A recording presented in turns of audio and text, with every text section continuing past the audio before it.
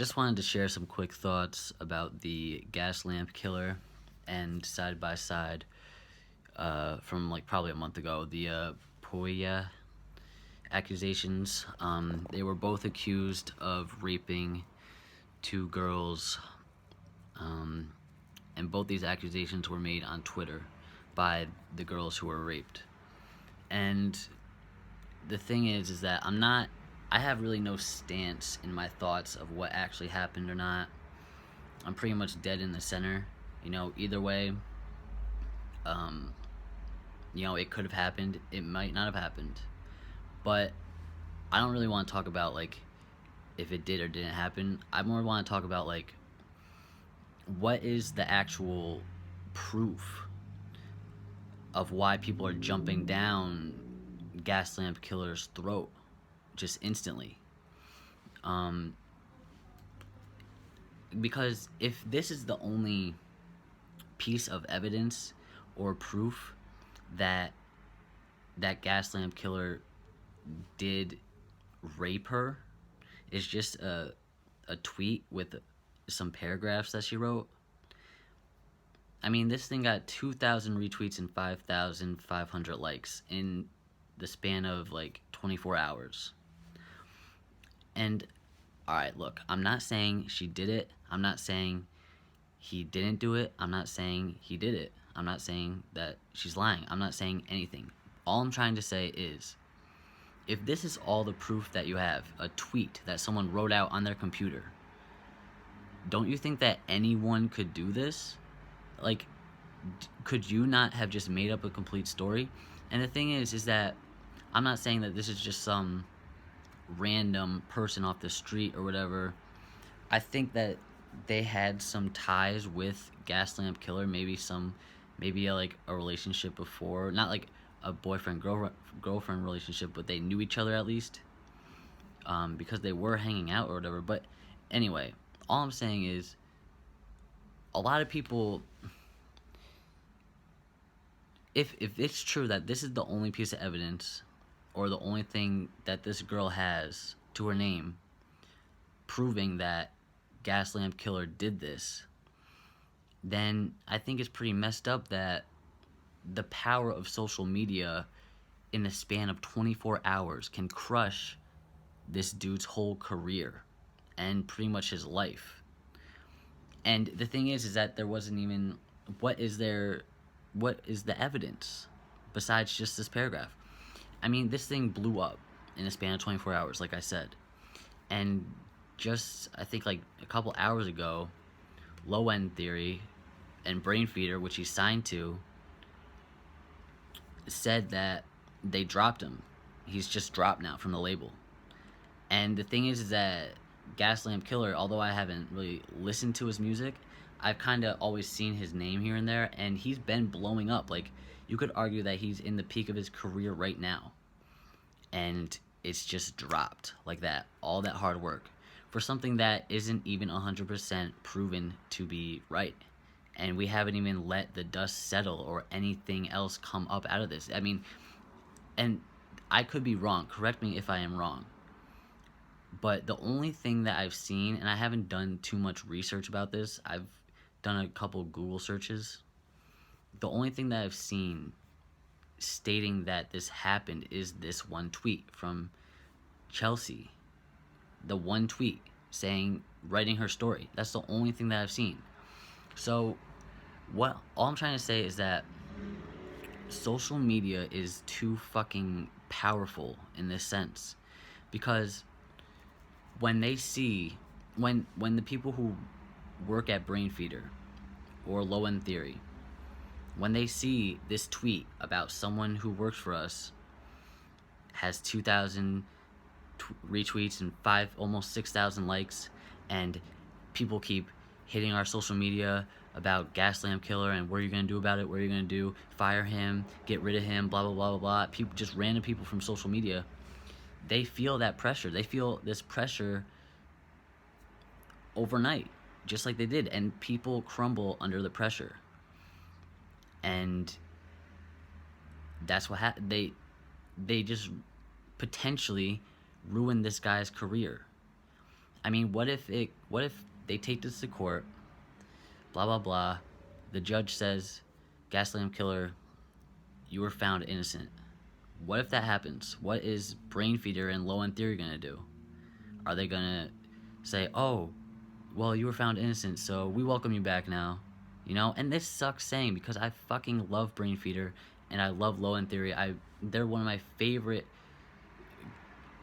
groups of people and artists, and it just sucks.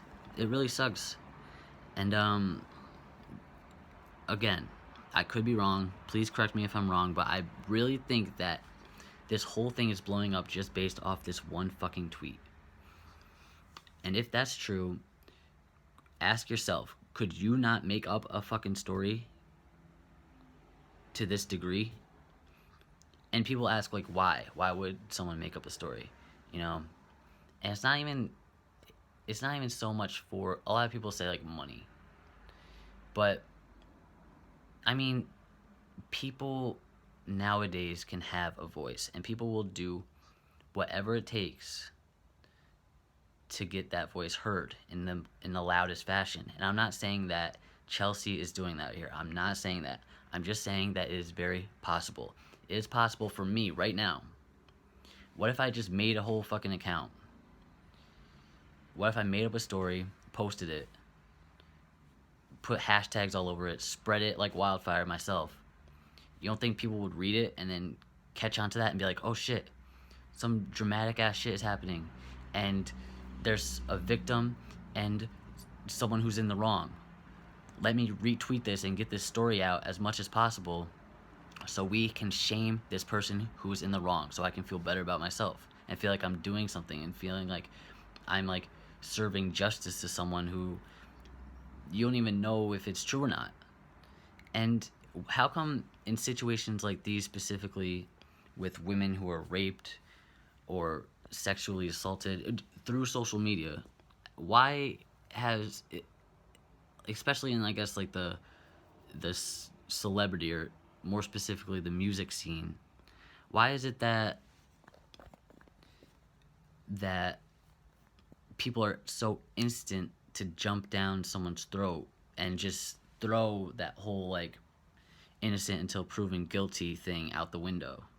You know, how come for some cases people will say, well, you know, innocent until proven guilty, but in other cases they'll say no?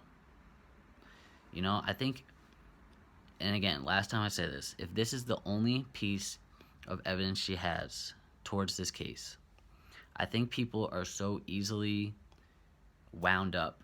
I mean, just by, this is a very graphic and horrifically written tweet in the sense that it's very detailed and it reads just like a fucking story. And people can very easily just get winded into it and just don't give it a second thought and just say retweet. Fuck this guy. Fuck Gaslamp Killer. He deserves to go to jail. Get rid of him. And I think we just really need to start rethinking that we could just, this could be an innocent man and we just ruined his life. We just ruined all his hard work. And last time I'm going to say it, I'm not saying he's innocent. I'm not saying he did it. I'm not saying she's lying. I just want to get that idea out there. I think that social media is a lot more powerful than we think it is. And I really just hope that this didn't happen for both their sake. Same with the Pouya, you know, and for a lot of these cases, I just hope it didn't happen for both their sake. And I don't know, man. And I know that's a very controversial idea that I just talked about, but that's really just how I feel. I feel like, you know, take it in that how people should try to approach it is take it in that happened. You know, you read about it and you say, okay, so that's a thing now. This guy could potentially be a rapist, blah, blah, blah. But you take it and you just leave it at that. And you don't make any assumptions based off such little evidence. That's all I ask until it gets settled in the right hands by the right people who can professionally settle this, you know? I don't know. I don't even know why I decided to make this video. I just think that's like, it's crazy. It's scary to think that, you know? It's scary to think that that could, I don't know, happen. And I know it's so controversial because it's like, you know, people could take this the wrong way and say that I'm defending a rapist. But the thing is that it's not even been fucking proven. And if you know me, of course I wouldn't fucking defend a rapist. So I'm just trying to get the idea out there. I gotta just end this video. My cheeks are all red. Alright. Peace.